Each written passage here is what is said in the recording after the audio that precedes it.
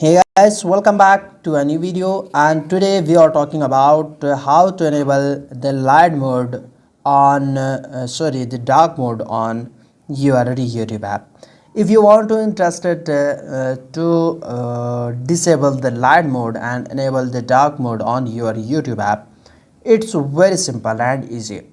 There are simple steps to you need to follow, then you can successfully do that. Here you can see the light mode is enabled, but we want to enable the dark mode and disable the light mode. How can you do that? Before learning this trick, I request do subscribe and hit the bell icon for more tech tips and tricks. You need to click on the bottom corner your profile then need to click on the top right corner settings icon. Then need to click on the general, then go a little down and you can see here appearance. Click on that.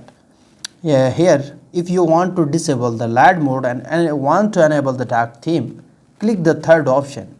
Once you do that, your mission is successful. I hope it's helped you, so don't forget to like, comment, share, subscribe. I will see you in the next one. Goodbye, best of luck.